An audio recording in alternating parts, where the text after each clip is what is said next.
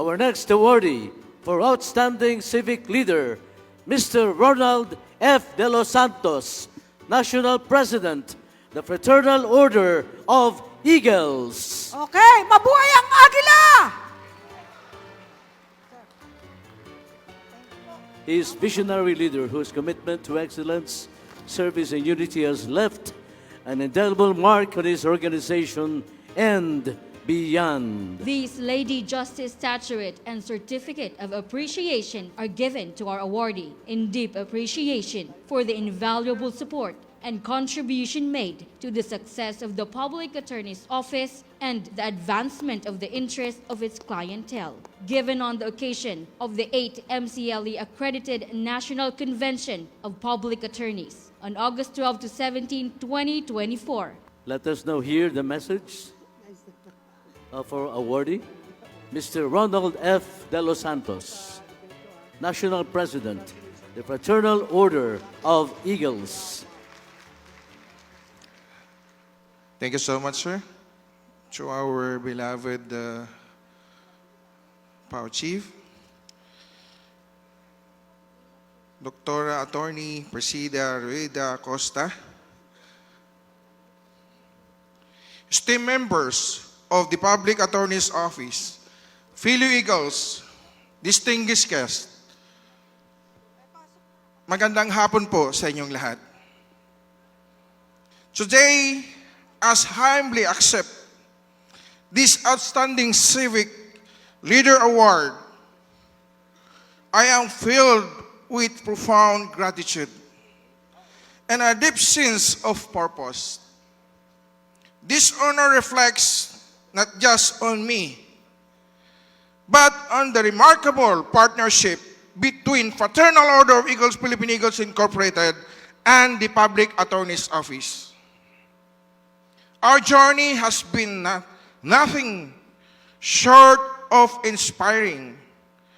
We've witnessed firsthand the transformative power of unity, of what can happen when community service meets legal advocacy.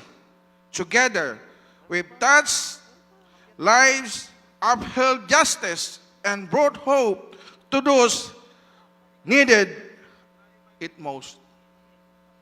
The Eagles motto, service through strong brotherhood, has profound its perfect complement and the result of commitment of the Public Attorney's Office to provide access to justice for all.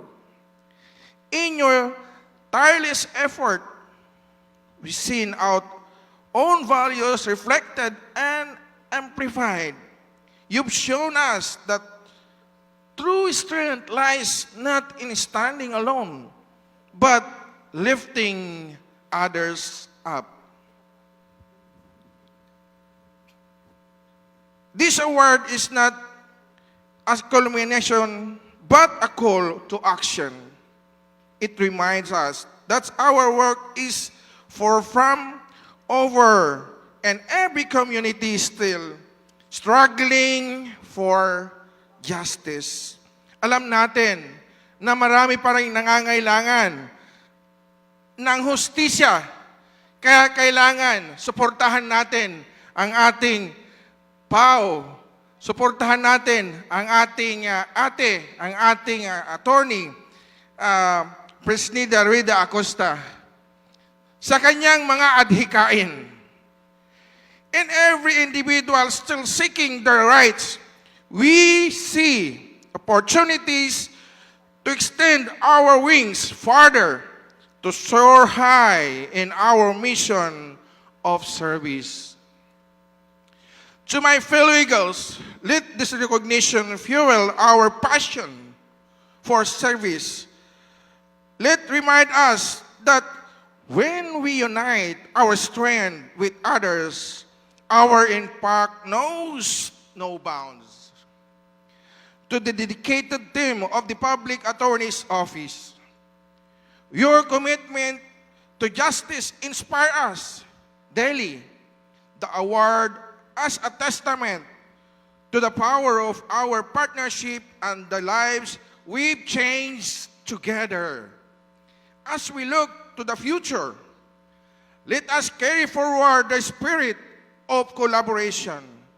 Let us continue break down barriers to bring there is darkness and to be voice for those who have been silenced.